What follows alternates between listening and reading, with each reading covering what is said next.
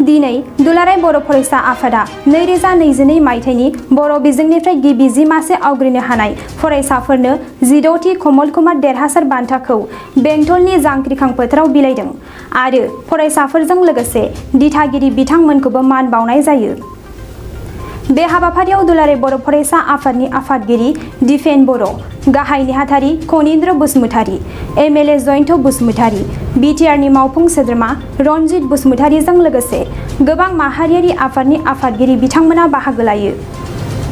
बे हाबाफारिनि गेजेरजोंनो बिटिआरनि मावफुं सोद्रोमा रनजित बसुमतारी बिथाङा बेंटल फरायसालिनि फरायसाफोरनि थाखाय मोनसे मोजां थुलुंगाखां बान्था फोसावोदि फैगौ बोसोराव बेंटल फरायसालिनिफ्राय जाय फरायसाया बर' बिजोंनिफ्राय बयनिख्रुइबो बांसिन नम्बर मोननो हानाय बिथांनो नोगोद 50,000 रां बान्था होनाय जागोन होननानै खोथा होयो।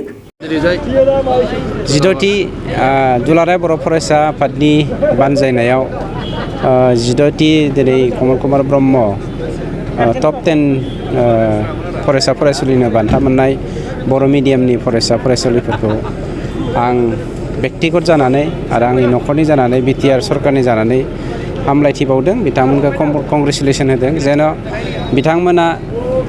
बिथांमोनल' नङा बिथांमोनजों लोगोसे साफ्रोमबो जोंनि बारग'लांनाय फरायसा फरायसुलिफ्रा जेन इयुनाव जोंनि हारि दाखांनाय हादोर दाखांनायाव समाज दाखांनायाव मोजां खामानि मावनो हायो बिनि मिजिं थिनानै आं साफ्रोमखौबो बे मोनसे जोंनि मडेल जालांथों, जोंनि इयुन जोलैया इनकारेज मोनथों बिदि होननानै नोंथांमोननि मिडियानि गेजेरजों मेसेज हरनाय जाबाय। नुनो मोनो देग्लायनि मेट्रिक आनजादाव बर' बिजोंनि जिखिनि फरायसालिनिफ्राय सरकारि फरायसालिनिफ्राय उथ्रिसार जानाया गोबां खम, नाथाय प्राइभेट स्कुलनिफ्राय बांसिन फरायनो आरो लोगोसे दिनैनि बे बान्था राननायावबो प्राइभेट स्कुलनिफ्राय पास जानो हानाया बांसिन एबा बान्था मोननो हानाय जादों आरो गुबै जेंनाया मा?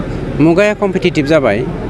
गुबुन फारसे जोंना गभर्नमेन्ट फरायसालिफोरनिया फोरोंगिरिनि जेंना दं, माखासेया जोंनि गार्जेनफ्रा गभर्नमेन्ट फरायसालियाव होनाय लोगो लोगोनो खोब गोहैलो खालामो।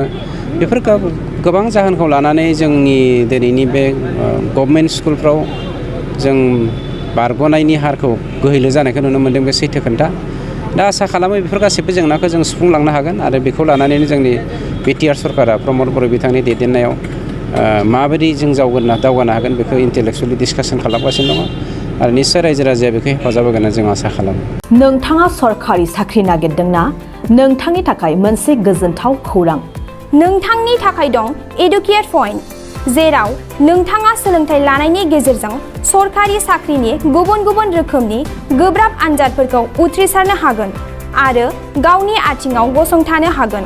बे एडुकेट पइन्टआव नोंथांमोना SSC, bank PO, bank clerk, bank SO, UPSC, FSC, defence, railway, state insurance, AAO, ADO एसिस्टेन्टजों लोगोसे स्टेट लेभेल जब आरो माखासे सरकारि साख्रिनि आनजादाव गोनांथि जानाय आयदाफोराव सोलोंथाइ लानो हागोन। मख'नो गोनांदि बे सोलोंसालियाव साख्रिनिल' नङा, बेयाव एमबिए आरो सैनिक स्कुल बायदियाव एडमिशननि थाखाय एन्ट्रेन्स होनो थाखायबो सोलोंथाइ लानो हागोन। बे सोलोंसालियाव गाहाम थाखो खथानि सुबिदा दं आरो सम मथे नोंथांनि सोलोंथाइखौ बे सोलोंसालियाव होनाय जागोन। बेखौबो मिथिनांगोन दि बे एडुकेट पइन्टआव सोलोंथाइ लानानै बावैसो 2021-22 इं मायथाइनि एसएससि जिडिनि आनजादाव गासै 11 सा सोलोंसाफोरा उथ्रिसारनो हादों। बारा नङा, गासै 15,000 रांजोंनो नोंथाङा बे सोलोंसालियाव 6 दानसिम सोलोंथाइखौ लानो हागोन। बे सोलोंसालिया क'क्राझार, बरपेटा रड, गवालपारा आरो बङाइगावआवबो दं।